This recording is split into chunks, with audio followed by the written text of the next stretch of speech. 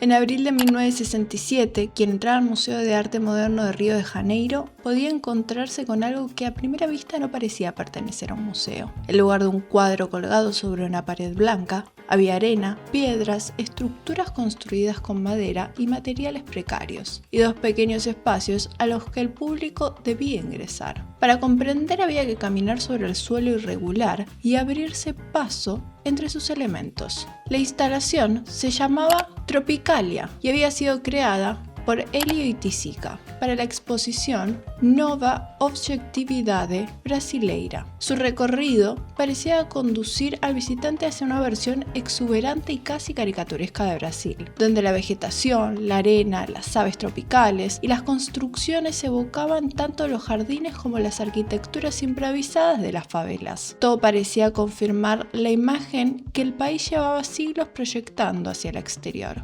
Brasil como territorio de naturaleza abundante, sensualidad y una vitalidad que no podía ser contenida por las formas rígidas de la civilización europea. Sin embargo, cuanto más avanzaba el visitante, más difícil resultaba sostener aquella fantasía, porque el paraíso tropical empezaba a mostrar sus fisuras y hacia el final del recorrido aparecía un televisor encendido que terminaba de contaminar por completo la escena. La modernidad estaba allí, transmitiendo imágenes dentro del propio paisaje tropical. La televisión introducía el consumo, el espectáculo, la publicidad y la cultura de masas en un ambiente que parecía construido para representar una identidad nacional. Oiticica había llegado hasta aquella instalación después de abandonar progresivamente el cuadro tradicional. Durante años había trabajado con el color, pero poco a poco había empezado a sentir que la pintura encerrada dentro de un marco debía salir de la pared, ocupar el espacio y exigir la participación del espectador. Esa transformación formaba parte de una búsqueda más amplia dentro del arte brasileño. En el texto que acompañó la exposición de 1967, Oiticica describió una nueva vanguardia interesada en superar la pintura de caballete, incorporar objetos y ambientes y asumir posiciones políticas. El arte debía abandonar la seguridad del museo entendido como espacio de contemplación y mezclarse con la exigencia colectiva, con el cuerpo y con las tensiones de la sociedad brasileña. Es decir, que Tropicalia obligaba al visitante a entrar en las contradicciones de Brasil.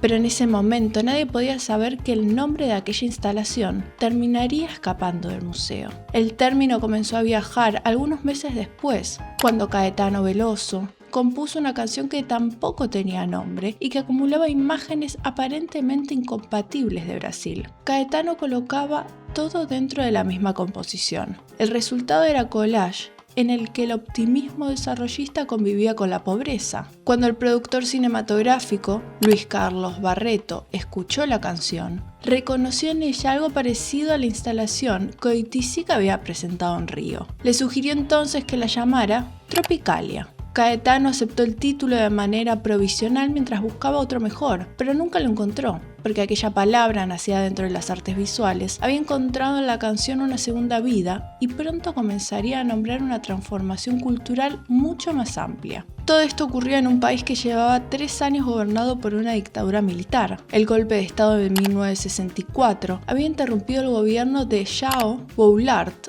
y había instalado un régimen que prometía establecer el orden, combatir el comunismo y conducir a Brasil hacia la modernización. En las ciudades crecía la televisión, se expandía el consumo y circulaban nuevas imágenes de progreso. Mientras el Estado perseguía opositores, intervenían las instituciones y restringía cada vez más la vida política. Dentro de ese escenario, un grupo de artistas comenzó a desconfiar de todas las versiones disponibles de Brasil. Para aquellos artistas, elegir entre tradición y modernidad era aceptar una pregunta mal formulada, porque su país ya estaba atravesado por ambas. Las canciones populares circulaban por la televisión, la samba convivía con los Beatles, las favelas se extendían alrededor de las ciudades modernistas y la cultura extranjera era apropiada diariamente por la sociedad. La respuesta que comenzó a surgir fue una forma de intervenir sobre la cultura. La historia de Tropicalia comenzó entonces dentro de un laberinto, cuando un artista obligó al público a caminar en su obra para descubrir que el paraíso brasileño ya estaba atravesado por la desigualdad,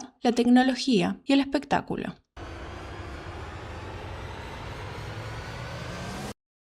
Para entender por qué Tropicalia apareció en 1967, primero hay que volver algunos años atrás, en un momento en el que Brasil parecía avanzar hacia el futuro a gran velocidad. Durante la segunda mitad de los años 50, el país atravesó un proceso acelerado de industrialización, urbanización y expansión del consumo. Las ciudades crecieron, aumentó la producción de automóviles, la televisión comenzó a entrar en los hogares y el gobierno de Juscelio Kubitschek presentó el desarrollo como una promesa capaz de transformar completamente la nación. La construcción de Brasilia, la nueva capital, inaugurada en 1960, había sido levantada prácticamente desde cero en el interior del país, con edificios modernos y una arquitectura que parecía llegada desde el futuro. Brasil quería mostrar que podía dejar atrás el atraso y convertirse en una potencia moderna. Pero mientras esto ocurría, millones de brasileños seguían viviendo en condiciones de pobreza y las desigualdades regionales continuaban siendo enormes. Esa contradicción también apareció en la cultura, donde a finales de los años 50 la bossa nova había creado una banda sonora para el Brasil moderno.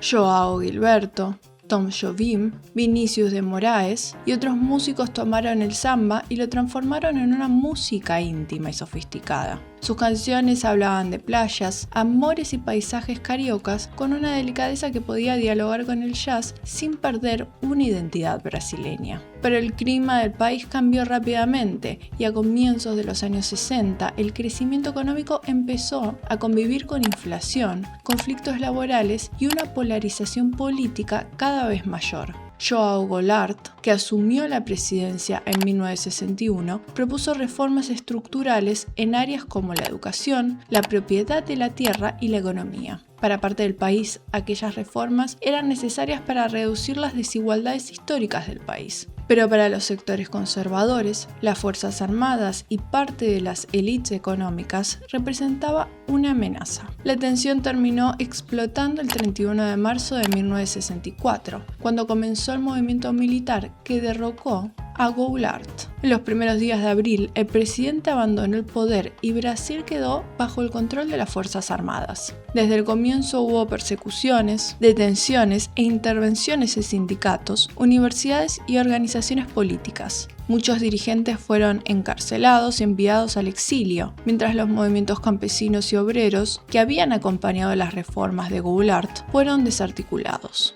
Sin embargo, durante los primeros años de la dictadura, aunque los militares controlaban el Estado, todavía no controlaban completamente la cultura. Entre 1964 y 1968, el teatro, el cine, la música y la literatura brasileña vivieron un periodo de intensa producción crítica. Los artistas de izquierda habían perdido la batalla política, pero continuaban teniendo una presencia muy fuerte en las universidades, en los teatros y programas culturales. La música popular se convirtió en uno de los espacios principales de esa resistencia, donde después del golpe, una parte de los músicos que provenían de la bossa nova comenzaron a buscar un lenguaje más comprometido con la realidad social. Poco a poco fue consolidándose aquello que comenzaría a conocerse como música popular brasileira, o MPB. Al mismo tiempo, la expansión de la televisión estaba produciendo un público nuevo. En 1965 comenzó a emitirse Jovem Guarda. Allí aparecían guitarras eléctricas, automóviles,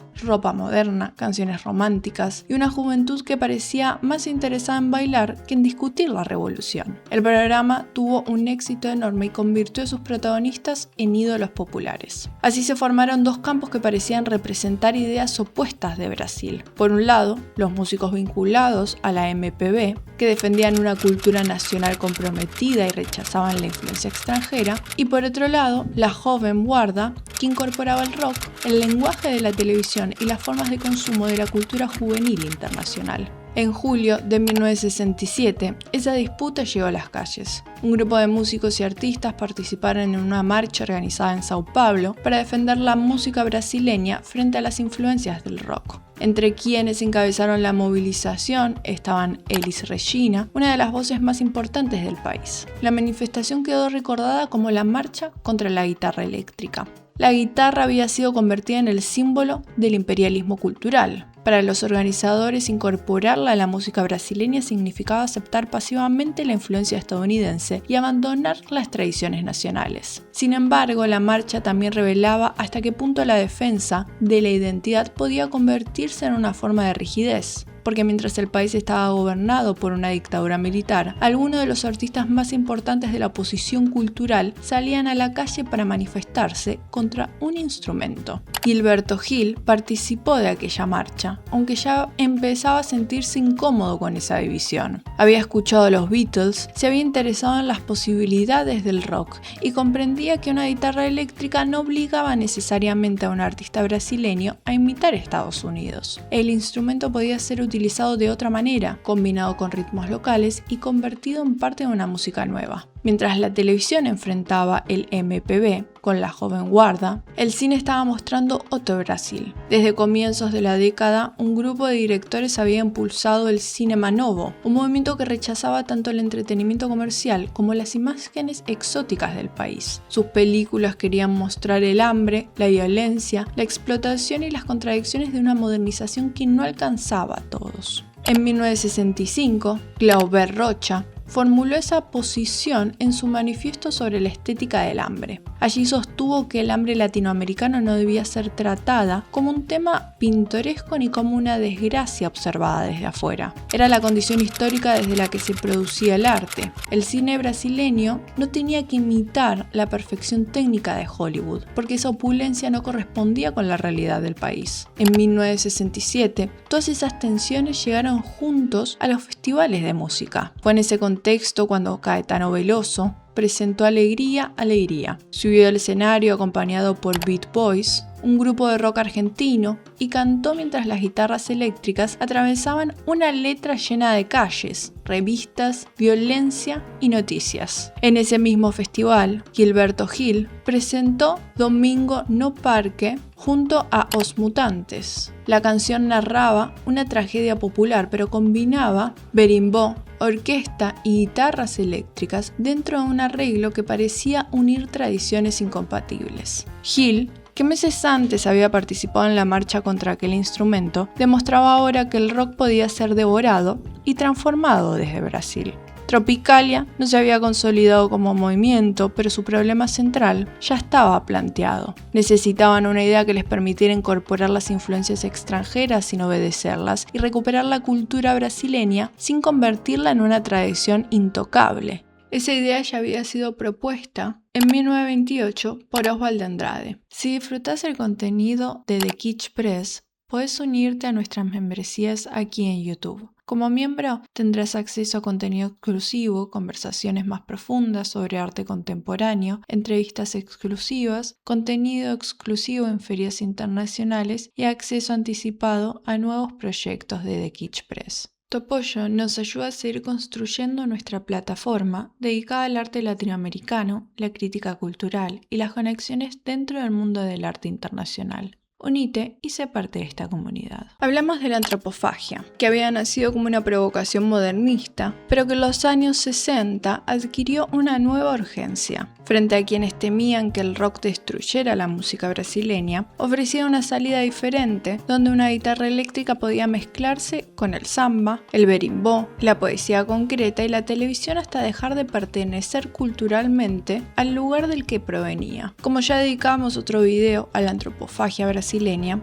no vamos a detenernos demasiado en su historia, pero sí necesitamos conservar esta idea porque se convirtió en el método central de la tropicalia. La identidad se protegía sobreviviendo creativamente a él. Durante mucho tiempo, aquella propuesta había permanecido como referencia provocadora, pero relativamente marginal. Sin embargo, en 1964 comenzó a reaparecer dentro de una experiencia que, en principio, parecía desarrollarse lejos de la música. Ese año, Elio Itizica empezó a frecuentar la escuela de samba Estação Primeira de Mangueira, en Río de Janeiro. Hasta entonces, su trayectoria había estado ligada a la abstracción geométrica, al neoconcretismo y a las discusiones sobre cómo liberar el color de las superficies planas del cuadro. Oiticica Mangueira encontró el ritmo de la escuela de samba, la circulación colectiva, la arquitectura construida sobre terrenos irregulares y una relación con el cuerpo, el color y la música que no podían reducirse completamente de un objeto. Se integró a la escuela y comenzó a comprender la danza como una forma de conocimiento. El desplazamiento fue decisivo porque la obra dejó de estar frente al cuerpo y empezó a suceder a través de él. En agosto de 1965, Oiticica participó en la exposición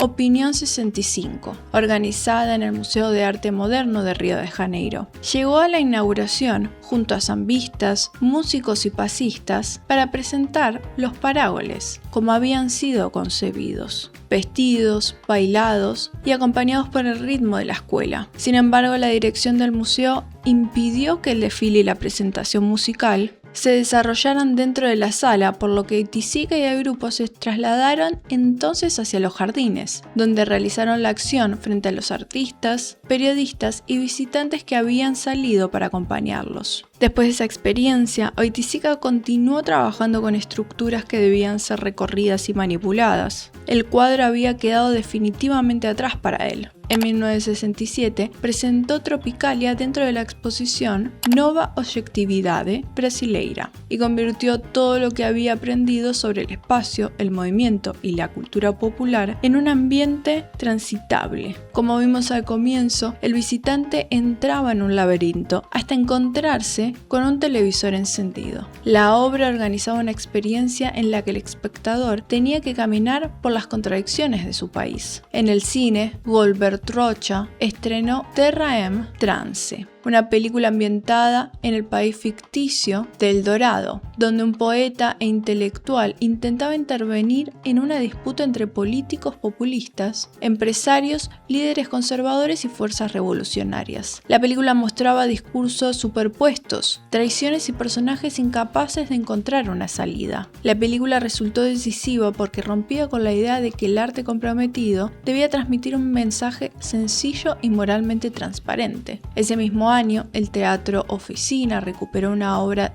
que Oswald de Andrade había escrito en 1933 y que nunca había sido representada profesionalmente. Se llamaba O Rei da Vela y contaba la historia de Abelardo I, un prestamista enriquecido mediante las deudas de una burguesía brasileña decadente y dependiente del capital extranjero. El texto había permanecido durante décadas como una pieza incómoda y demasiado agresiva para una cultura que prefería imaginar su modernización de manera solemne. Celso Martínez Correa comprendió que aquella obra escrita más de 30 años antes parecía estar hablando del Brasil de la dictadura. En lugar de montarla como una reconstrucción respetuosa del modernismo, la transformó en un espectáculo de colores estridentes, gritos, música y violencia. Cuando Caetano Veloso asistió a una de sus funciones, comprendió que aquella violencia estética podía trasladarse a la música. La cultura brasileña podía ser incómoda, contradictoria, vulgar y agresiva al mismo tiempo. Poco después, Caetano y Gil llevaron esa intuición al Festival de Música Popular Brasileña de TV Records. Gal Costa incorporaba esa transformación desde la voz y desde una presencia escénica que pronto abandonaría la contención asociada a la bossa nova. Tom C. tomaba sonidos del interior de Bahía, músicas populares y estructuras experimentales para construir canciones que parecían desarmarse mientras avanzaban. Nara Leao, relacionada con la bossa nova y con la canción comprometida, funcionaba como un puente entre generaciones y escenas que hasta entonces habían sido presentadas como incompatibles. El campo tropicalista comenzaba a asimilarse porque cada artista aportaba una pieza distinta y ninguna de ellas alcanzaba por sí sola para definir el conjunto. En Brasil, la música terminó convirtiéndose en el vehículo más visible de aquella revolución y al terminar 1967, esa constelación ya estaba en movimiento. Durante 1968, las distintas experiencias que habían coincidido durante el año anterior ya empezaban a reconocerse como parte de una misma transformación. Fue gracias a Tropicalia, Own Pines et Circenses que se logró la unificación definitiva, ya que fue un álbum colectivo grabado con la participación de Caetano Veloso, Gilberto Gil, Gal Costa, Tom C., Nara Leao, Os Mutantes, Torcuato Neto, Capinam y Rogerio Duprat. El disco funcionó como una declaración conjunta en la que la música brasileña parecía haber absorbido una estación de radio entera y haberla devuelto convertida en una obra imposible de clasificar. La portada anunciaba esa operación antes de que comenzara la música. En lugar de presentarse como una banda juvenil moderna, los tropicalistas posaban como si formaran una familia burguesa. La fotografía imitaba la composición ordenada de los retratos familiares. Los artistas parecían representar una versión grotesca de las instituciones que organizaban la vida brasileña. En un momento en el que la dictadura utilizaba uniformes, desfiles y símbolos patrióticos para imponer una imagen disciplinada de la nación, Tropicalia respondía con un corte kitsch que convertía la solemnidad en carnaval. El título del álbum reforzaba esa crítica, porque la expresión pan y circo remitía a una sociedad que podía ser mantenida bajo control mediante alimento y entretenimiento. En el álbum, la nación aparecía como una acumulación de restos coloniales, de aspiraciones modernas, de cultura de masas, de tradiciones populares y dependencias extranjeras. La contradicción era la materia con la que esa identidad se construía. Hacia finales de 1968 el grupo trasladó esa libertad al programa televisivo Divino Maravilloso. Las presentaciones tenían algo de concierto, de teatro y de provocación improvisada. Los músicos aparecían dentro de jaulas, utilizaban vestuarios extravagantes y convertían la televisión en un espacio donde las reglas del espectáculo podían romperse en vivo. La pantalla Coiticica había colocado dentro de su instalación se había convertido en el territorio que los tropicalistas intentaban ocupar. Pero mientras esa revolución estética se volvía más visible, la situación política brasileña se deterioraba rápidamente. Durante ese mismo año crecieron las protestas estudiantiles, las huelgas y los enfrentamientos con las fuerzas de seguridad. La dictadura respondió ampliando la censura, la vigilancia y la persecución, y el régimen, que en 1964 había intentado conservar cierta apariencia institucional, comenzó a abandonar progresivamente esos límites. El 13 de diciembre de 1968, el gobierno de Arthur da Costa e Silva promulgó el Acto Institucional número 5, conocido como AI-5. La medida permitió cerrar el Congreso, intervenir estados y municipios, suspender derechos políticos, destituir funcionarios y eliminar la garantía de habeas corpus para determinados delitos políticos. El Poder Ejecutivo quedó autorizado a actuar con una arbitrariedad todavía mayor y comenzó el periodo más represivo de la dictadura brasileña. El AI-5 fue un golpe dentro del golpe, porque terminó de destruir las garantías que todavía sobrevivían desde 1964. A partir de ese momento la censura previa se extendió, las detenciones clandestinas aumentaron y los aparatos de seguridad dispusieron de un margen todavía más amplio para secuestrar, torturar y hacer desaparecer a quienes consideraban enemigos. La relativa libertad cultural de los años anteriores comenzó a cerrarse. Caetano y Gil no pertenecían a una organización guerrillera ni dirigían un partido político, pero habían convertido la ambigüedad y el comportamiento en formas de intervención cultural. Sus canciones podían no contener consignas revolucionarias directas, pero sus apariciones desorganizaban las formas de autoridad. El cabello, el vestuario, los movimientos sobre el escenario y la mezcla irreverente de símbolos nacionales eran observados por los militares como señales de una indisciplina más profunda. 2 semanas después de la promulgación del AI-5, en la mañana del 27 de diciembre, agentes fueron a buscar a Caetano Veloso y Gilberto Gil en sus departamentos de São Paulo. Los músicos fueron trasladados hasta Río de Janeiro y entregados al ejército, que los mantuvo detenidos durante 57 días. Cuando fueron liberados en febrero de 1969, todavía no habían recuperado completamente su libertad. Tuvieron que regresar a Salvador y permanecer bajo un régimen de confinamiento, evitando presentaciones públicas y sometidos a la vigilancia de las autoridades. Tropicalia había quedado prácticamente desarticulado. Sus dos figuras más expuestas estaban silenciadas, mientras la censura y la represión avanzaba sobre toda la cultura brasileña. Meses después, los militares les comunicaron que debían abandonar el país. La salida de Caetano y Gil no significó que todas las personas vinculadas con Tropicalia dejaran de producir. Sin embargo, el movimiento perdió el espacio colectivo y la visibilidad televisiva que le habían permitido crecer con tanta velocidad. Aquella constelación que se había formado entre 1967 y 1968 fue dispersada justo cuando empezaba a ocupar el centro de la cultura brasileña. Aunque su etapa histórica fue breve, el legado de Tropicalia consistió en demostrar que una cultura dependiente podía apropiarse de aquello que venía de afuera sin absorberlo, y que la tradición podía mantenerse viva precisamente porque aceptaba ser transformada. Desde entonces, devorar, mezclar y devolver se convirtieron en estrategias capaces de reaparecer en nuevas generaciones del arte y de la cultura brasileña.